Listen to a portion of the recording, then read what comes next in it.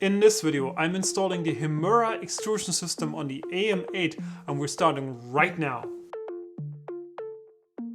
Hello, my name is Daniel, welcome to the Crosslink channel. I would like to help you be more successful with 3D printing, and if you're here for the first time, subscribe and hit the bell notification icon so you don't miss anything. Today I'm happy to show you how to upgrade the AM8 or Anet A8 to the new hot and exciting Hemera extrusion system by E3D. And this video is not sponsored, so I bought this with my own money. Now, you might have heard of it during the pre-launch phase going by the name of Hermes, but E3D was asked kindly to change the name literally one day before launch by a larger company, now by the same name. So here we are reviewing the Hemera extrusion system. This is the direct drive version and there's also a Bowden version available. I've linked both in the description of this video. What makes the Hemera extrusion system special over, for example, this stock extruder on the Anet A8 or AM8? First of all, it has a fully hardened dual drive extruder, which means it is very unlikely to ever wear down its teeth. Another claim that E3D makes is that it is self-cleaning because of its unique profile of the extruder gears. So I'm curious to see if that is true on the long run. What it seems really well designed for is printing all kinds of flexible filaments because it is a direct drive and its throat is really super close to the transporting gears, so the filament can hardly escape from that path even when printing faster with flex filaments. Finally, what is really unique also visually is the design of the heatsink.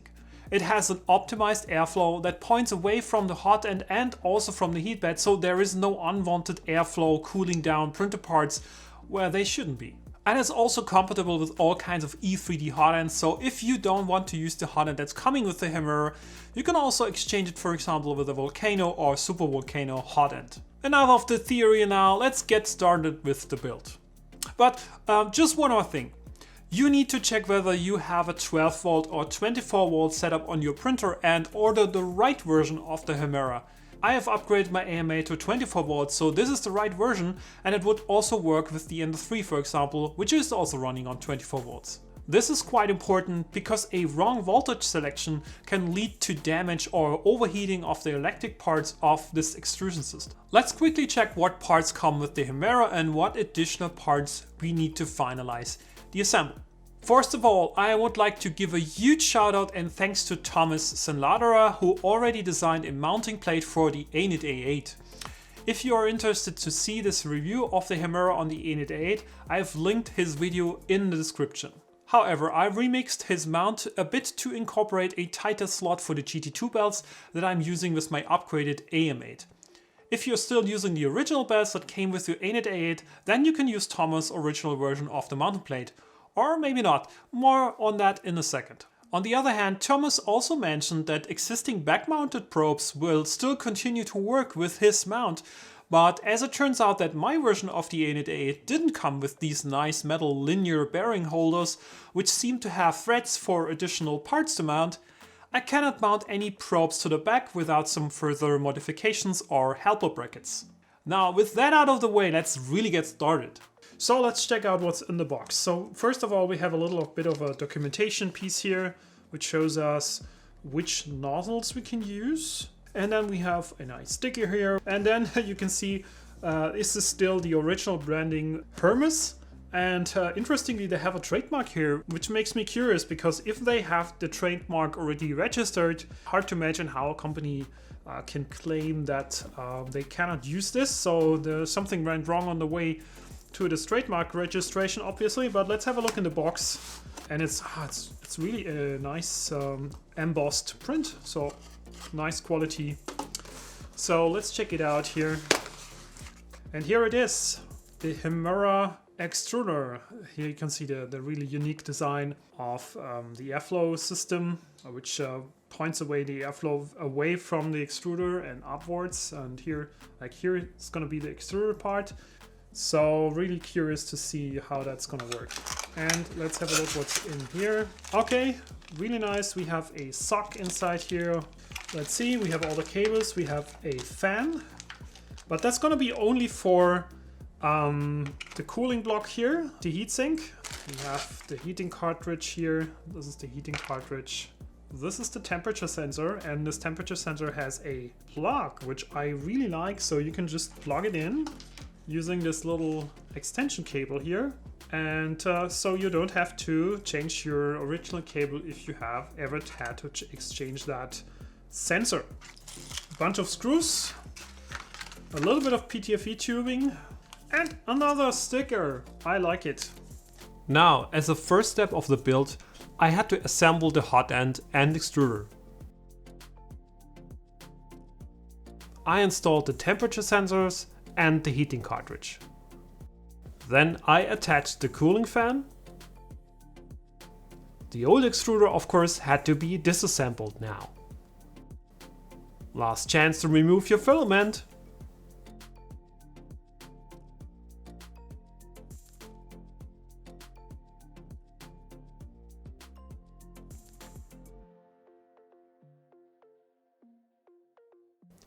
Now I started to install the mounting plate. After finishing the physical build, I finally had to change my Marlin firmware configuration to adapt for the new hot end and extruder settings. According to the E3D guide, you need to change your steps for the extruder to 409.